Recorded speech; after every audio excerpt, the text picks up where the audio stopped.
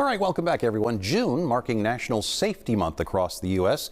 And with kids across the Mid-South now out for summer break, we're discussing how to keep them safe during the months while they're away from school.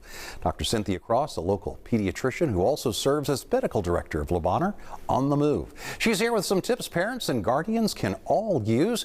And thank you so much for being with us here today. My pleasure. I know when I'm doing the weather, we're oftentimes talking about heat exhaustion and heat stroke and things like that, and hydrate, hydrate, hydrate. Yes. How often do you see that in kids? I mean, is that, I see that mostly for adults. Do you ever run across that? We do see that in kids, particularly older kids who may be doing camps in the summer, soccer, football camps, practices, that kind of thing. Not so much the running and playing, but the organized sports drills and that kind of thing that also happen during summer.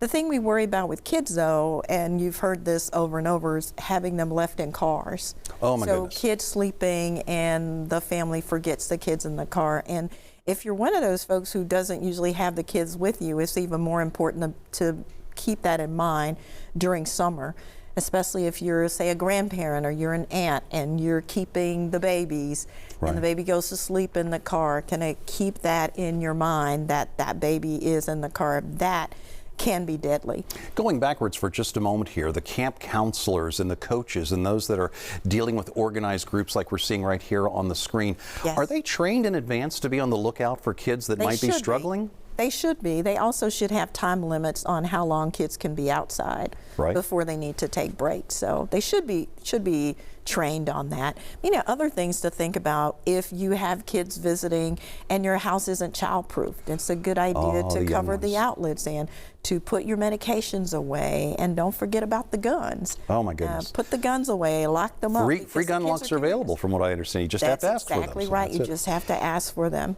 Okay, now we've talked a little bit about the heat, the humidity, heat exhaustion, but you also have to think about the kids are going to be out there on their scooters, or on their bikes, or, you know, we say you should be wearing helmets and pads for your knees and your elbow. That doesn't always happen. Doesn't always happen. And my daughter used to point out kids who didn't have their helmets on because she knew she couldn't ride without hers. So she's like, well, they don't have theirs. I said, I know, honey. Yes, the kids should have their helmets on. And it's also important when you're driving through your neighborhoods, please slow down because the kids are out. Maybe the ball goes into the street. Yeah.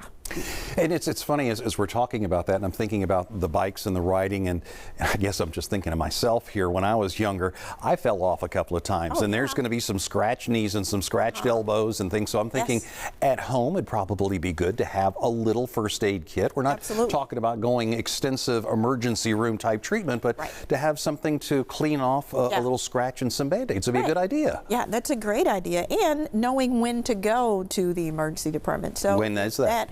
If that fall leads to an open wound that's gaping, probably could use a couple stitches. It's a good time to go in for that. If your kid hits their head and they lose consciousness, that's the key there. Get vomiting later, that kid needs to be seen. So keep an eye on them, and supervision around swimming pools. I can't stress that enough. Just for the concussion protocol that you hear a lot more about that they're doing with football. I think that's really important. I think that might be getting the word out that says, hey, you know, you hit your head, you have to take certain precautions and make sure that it isn't worse than what you actually think it is. Exactly. Okay, you were mentioning pools, and growing up in Florida, I've told everybody it's like you almost learn to swim before you learn to walk. I mean, in Florida, everybody knows how to swim. I'm finding out that not everybody knows how to swim, and how important that is for every kid to know how to swim. There's swimming lessons. We've been talking about the pools opening up here today as well. Yeah. And not knowing how to swim won't keep a kid out of the pool. Yeah, a pool is like an attractive nuisance. It just draws kids to them. Yeah, and remember, if you're keeping babies, they can drown in a bathtub, so you don't want to leave the baby to answer the door. Take the baby out of the tub and take them with you to the door.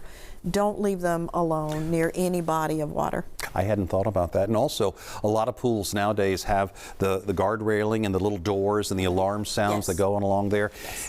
Is there a certain demographic? I have heard that young African American children do not have as much swimming knowledge as others. Is that true still? That's true. Is there a way we can deal with that? Some of that's access. So Le Bonheur sponsors free swimming lessons every year. That started a few years ago when we had an awful number of kids who drowned in local pools. So there are free swimming lessons. The Y has swimming lessons. Yeah. And Well- you can do it year round. You don't have to wait till summer. So maybe if you miss out for summer, Yeah. do it in the winter. And it's not just the kids. I think there's some adults out there that probably never had that chance to learn That's to right. swim, and I hope that they take that time as well. We're almost out of time here. Poison ivy. If the kids are running around out in the woods, what do we need to do? Is there like home remedies for that? You can try the calamine lotion, Benadryl, try to keep them from scratching, keep the nails short. Yeah. Yeah, those things might help.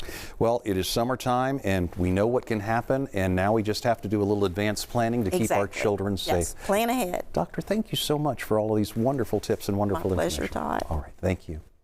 All right, a grassroots effort to provide opportunities and more to the residents of South Memphis. Coming up next, how one organization is encouraging folks to take pride in their community.